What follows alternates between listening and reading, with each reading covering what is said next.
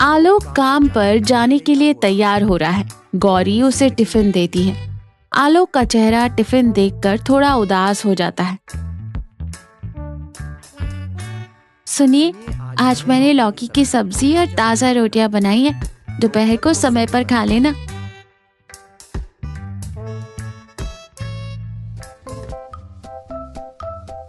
अरे गौरी, रोज रोज वही लौकी तोरई दाल।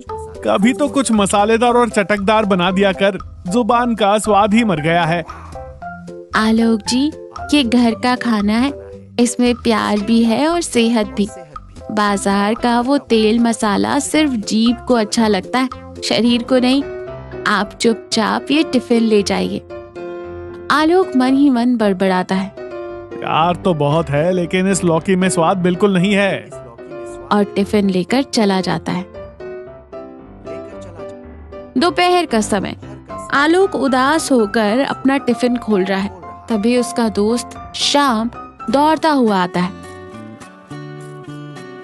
अरे आलोक भाई, क्या ये घास फूस खा रहे हो? उधर नुक्कड़ पर बाबूराव ने नया ठेला लगाया है। बड़ा सा बैनर टंगा है। कैसा बैनर भाई? अरे धमाका ऑफर है। सिर्फ 10 रुपए में गर्मा गर्म एग बिरयानी और चिकन पकोड़ा। पूरा गांव वहीं जा रहा है। आलोक की आंखों में चमक आ जाती है। क्या बात कर रहा है? सिर्फ 10 रुपए में? गौरी की लौकी तो मैं गाय को खिला दूंगा। चल श्याम, आज तो पार्टी होगी। दोनों हंसते हुए बाबूराव के ठेले की तरफ चल पड़ते हैं। बाबूराव ठेले पर खड़ा है। ठेले पर एक बड़ा लाल रंग का सॉस का डिब्बा रखा है। आलोक और श्याम वहां आते हैं।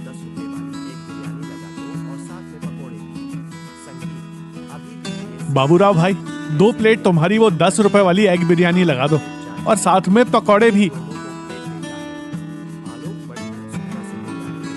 अभी लीजिए सेठ जी, ऐसी बिरयानी खिलाऊंगा कि उंगलियां ही नहीं, पूरी प्लेट चाट जाओगे। फिर दोनों को प्लेट देता है। आलोक बड़ी उत्सुकता से बिरयानी में चम्मच चलाकर कुछ ढूंढने लगता है। उसका चेहरा कंफ्यूज्ड है। अरे बाबूराव, तूने एग बिरयानी बोली थी ना? इसमें अंडा तो कहीं दिख ही नहीं रहा। अरे आलोक भाई, 10 रुपए में क्या तुम्हें डायनासोर का अंडा दूं? मेरी बात ध्यान से सुनो। ये चावल मैंने उसी मुर्गी के सामने रखकर उबाले हैं जिसने अंडा दिया था। इस चावल के कण कण में अंडे की आत्मा और खुशबू बसी है। तुम आंख बंद करके चबाओ, तुम्हें अंडे का पूरा फील आएगा। अरे वाह बाबूराव, क्या लॉजिक लगाया है। आलोक छोड़ना, पकौड़े देख कितने बढ़िया लग रहे हैं। बात तो सही है। आलोक ठेले पर रखी लाल सॉस की बोतल उठाता है और पकौड़ों पर ढेर सारा सॉस डाल देता है। वाह, ये सॉस तो एकदम लाल चटक है। मजा आ जाएगा। आलोक और श्याम मजे से खाते।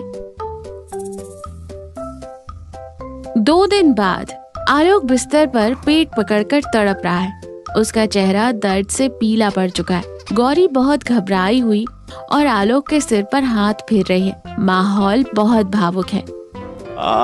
ओई माँ, गौरी, मेरे पेट में ऐसा लग रहा है जैसे कोई मिक्सर मशीन चल रही है। जान निकल रही है मेरी। मैंने आपसे हाथ जोड़कर कहा था ना कि बाहर का वो कचरा मत खाइए। अगर आपको कुछ हो गया तो मेरा क्या होगा? इस घर का क्या होगा? मुझे माफ कर दे गौरी, मैं लालच में आ गया था। मुझे बहुत दर्द हो रहा है।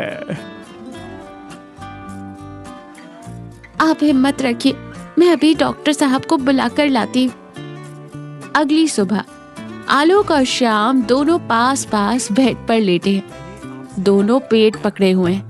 डॉक्टर शर्मा उनके पर्चे लिख रहे हैं। गौरी आलोक के पास उदास खड़ी है। तुम दोनों को अकल नाम की चीज है या नहीं? 10 रुपए के लालच में अपनी जान गंवा बैठते। डॉक्टर साहब, हमने तो सिर्फ पकौड़ा और सॉस खाया था। वो सॉस नहीं था बेवकूफों। बाबूराव ने सस्ते अरारोट और दीवार पर रंगने वाले लाल केमिकल पेंट को मिलाकर वो सॉस बनाया था। तुम्हारे पेट में रंग भर गया है, फूड पॉइजनिंग हो गई है दोनों को।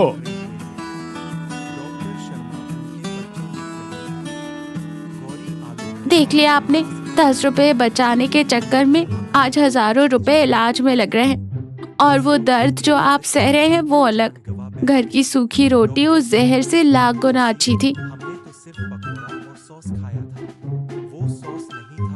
तू सही कह रही थी गौरी, मुझे माफ कर दे। मुझे समझ आ गया है कि जो खाना प्यार और सफाई से घर पर बनता है उसकी कोई कीमत नहीं होती। मैं कसम खाता हूँ, अब से सिर्फ तेरे हाथ का बना खाना ही खाऊंगा। 2 दिन बाद आलोक, श्याम और गौरी बाबूराव के ठेले पर आते हैं। कोई भीड़ या शोर शराबा नहीं है। माहौल शांत लेकिन तनावपूर्ण है। बाबूराव उन्हें देखकर घबरा जाता है। आइए आलोक भाई, आज क्या खाएंगे? आज हम नहीं खाएंगे बाबूराव, आज तुम खाओगे। आलोक अपनी जेब से 10 रुपए निकालता है, एक प्लेट पकौड़े लेता है और उस पर वही लाल केमिकल वाला सॉस पूरी बोतल खाली कर देता है। फिर वो ये प्लेट बाबूराव के सामने रखता है। खाओ बाबूराव, 10 रुपए का ये अमृत तुम खुद क्यों नहीं खाते? बाबूराव डर से कांपते हुए हाथ जोड़ लेता है। नहीं आलोक भाई, मुझे माफ कर दो। ये सॉस खाऊंगा तो मेरे पेट में तेजाब बन जाएगा।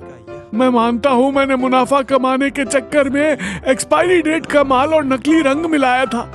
मैं आज ही ये ठेला बंद कर दूंगा, मुझे बस छोड़ दो। गरीब इंसान पैसे बचाने के लिए तुम्हारे पास आता है और तुम चंद सिक्कों के लिए उनकी जान से खेलते हो। तुम्हें शर्म नहीं आती?